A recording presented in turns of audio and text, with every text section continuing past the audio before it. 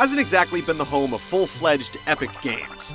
Zelda got the console off to an amazing start, but since then, it's been one collection of minigames after another. That's about to change with SuperPaper Mario. Known as a series that features turn-based battles, this installment is going back to the roots of the series, while supplying a unique take on platformers at the same time. Will the shift in perspective help the series reach its full potential? Or is the premise paper thin?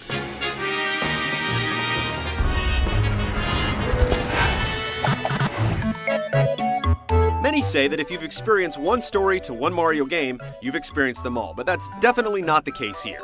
The story in SuperPaper Mario has Mario making nice with characters he usually calls rivals, all in the name of a brand new super baddie called Count Black. The Count is one bad dude, forcing Bowser and Peach to wed and sending the entire Mushroom Kingdom into chaos. It's hard to predict the twists in the story, which is completely out of character for Mario and crew. But don't get too excited, there are no epic cutscenes with sweeping string arrangements here. The story is told through scores of in-game cinematics with no real voice acting to speak of. Be prepared to read rungs of sharply written text, and as great as the writing is, there's no escaping the fact that the presentation has taken the easy road. You've got to think that eventually Nintendo will improve the storytelling across all its properties, but that hasn't happened here. While you're given the options that would seemingly alter the story arc, they're just decoys that eventually lead you down the same exact path.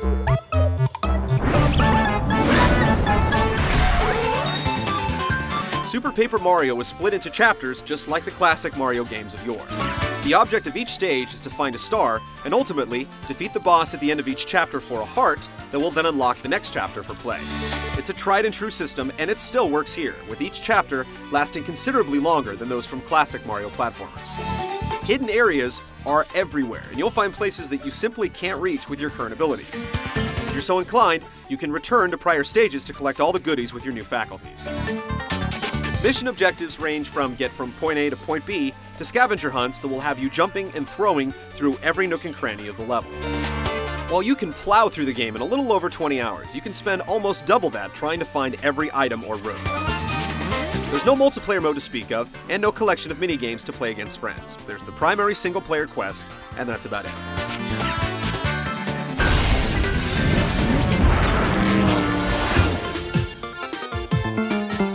Past Paper Mario games have featured turn-based battles infused with some timed button presses to provide an action element. The turn-based battles are now gone, replaced with the typical platform navigation that Mario is known for. However, there's a much bigger puzzle element in SuperPaper Mario than you'll find in the mascot's other action games. A lot of the times you'll be given a task at the chapter's outset, and then you have to venture forth, scouring the terrain for clues. This amounts to a great deal of backtracking across the environments.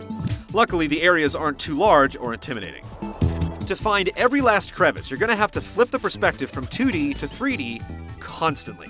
Unfortunately, Mario is the only character that can do this, and having to pop into the menu system to swap him in and out begins to wear on you by the fourth world. Still, the idea is seamlessly woven into the entire game, and it makes you look at video game levels in a new way, which is always refreshing. At the same time, once in the third dimension, a game that has an irresistible charm suddenly becomes barren and rather crude looking. Some enemies, items, and areas can only be seen in 3D, so you have to use it to progress through the game. It's unique, to say the least, but you have to navigate 3D space using the D-pad, which is never ideal. SuperPaper Mario has plenty of funky power-ups and items, but their implementation is a little suspect. Instead of learning new moves as you go, you have to collect pixels, little creatures that perform popular maneuvers like the butt stomp or throw. Again, you'll spend a lot of time in the menu screen, swapping the moves in and out as the level dictates.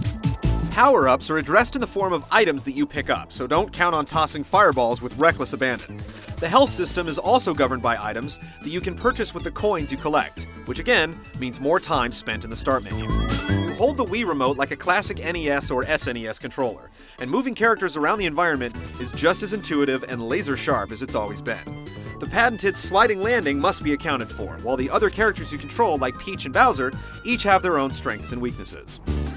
As you take down enemies, a point total grows and you collect coins. The point total will cause the character to level up and increase attack and health attributes. You can also create combat multipliers by shaking the Wii remote while attacking for what is called stylish moves, or you can shake it violently to remove status effects. If there's one complaint about combat, it's the lack of challenge. It's rare that you'll die, as the creatures fail to increase in difficulty at the same rate that the characters level up. Aside from the stylish moves, there's not a lot of Wii-specific functionality. One of the pixels gives you the ability to hunt for hidden items using the Wii Remote like a flashlight. You'll find yourself using it constantly just to cover your rear, but rarely will you actually find something. While SuperPaper Mario has some unique ideas with its hybrid of 2D and 3D gameplay, some simple tweaks to keep you out of the menu screens could make it much more enjoyable over the long haul.